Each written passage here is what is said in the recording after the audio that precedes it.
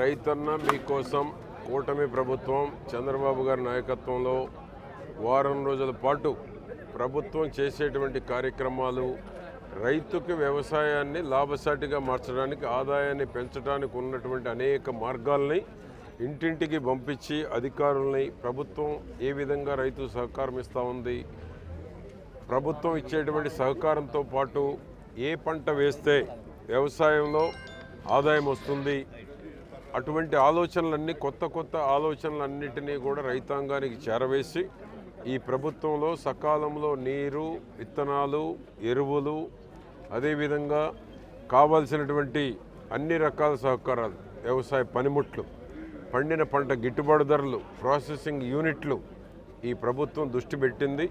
ఉన్న వనరుల్ని డ్రిప్ కావచ్చు, స్ప్రింక్లర్ కావచ్చు, తక్కువ నీటితో ఎక్కువ పంట పండించేటువంటి దానికి కావాల్సిన అన్ని రకాల వనరుల్ని ఈ ప్రభుత్వం రైతాంగానికి చేరవేయటం.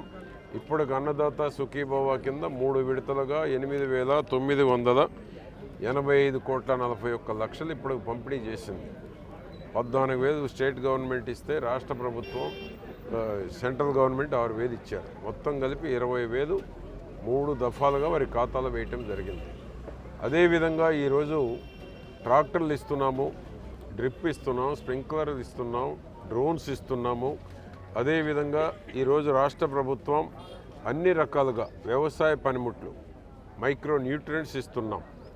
ఏది కావాలంటే అది ఈ ప్రభుత్వంలో పంపిణీ చేయడం జరుగుతుంది. తైవాన్ స్ప్రేయర్లు ఇస్తున్నాం. అదేవిధంగా టార్పాలిన్స్ కూడా ఇవ్వాలని ప్రభుత్వం దృష్టికి తీసుకువెళ్ళాం. అదేవిధంగా ఈరోజు కూటమి ప్రభుత్వం వచ్చినాక మిర్చి ధర లేదంటే మిర్చి కొన్నాం. పొగాకు ధర లేకపోతే అనుమతి లేకుండా పొగాకు రైతులు వేస్తే పొగాకు కొన్నాం. తిరిగి మరలా ఇప్పుడు శనగలు ధర పడిపోయిందంటే శనగలు కొంటున్నారు. ఈ ప్రాంతానికి ఉన్నటువంటి ఈ 3 సమస్యల్ని ప్రభుత్వం జోక్యం చేసుకొని రైతులను ఆదుకోవడం జరిగింది. జగన్మోహన్ రెడ్డి ప్రభుత్వం 5 ఏళ్ళు రైతులను గాలికి వదిలేసింది. రైతులను దగా చేశాడు జగన్మోహన్ రెడ్డి. 5 ఏళ్ళు వ్యవసాయ పనిముట్లు ఇవ్వాల, ధాన్యం కొని డబ్బులు ఇవ్వకుండా పారిపోయారు. గుంతల రోడ్లు అప్పచెప్పి బస్సులు గుల్లగుల్ల చేసి ప్రజలకి అసౌకర్యం చేశారు. కూటమి ప్రభుత్వం రాగానే టాప్ ప్రయారిటీ గుంతలు పూడ్చాం, ఆడబిడ్డలకు బస్సు ఫ్రీ పెట్టాం. ఈరోజు బ్రహ్మాండంగా ఉన్నాయి. ఎక్కడ చూసినా ఉత్సవాలు జరుగుతున్నాయి, పండుగలు జరుగుతున్నాయి, మేళాలు జరుగుతున్నాయి. కొండవీటి ఉత్సవాలు బ్రహ్మాండంగా చేశాం. కోటప్పకొండ తిరణాలు ఇటీవల కాలంలో ఎప్పుడూ జరగనంత లక్షలాది మంది, 10 లక్షల మంది వచ్చారు.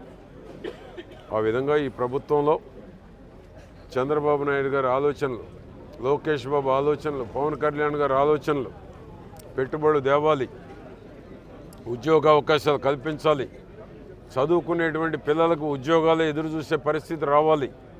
అప్పుడే పేదరికం లేనటువంటి ఆంధ్రప్రదేశ్గా తయారవుతుంది. దేశంలో రోల్ మోడల్గా ఆంధ్రప్రదేశ్ చేయాలని కూటమి ప్రభుత్వం చేసే ప్రతి ఆలోచన ఈ రాష్ట్రంలో ఉన్న 5 కోట్ల మందికి మేలు జరగాలనేటువంటి విధంగా ఈ ప్రభుత్వం ముందుకెళ్తూ ఉంది.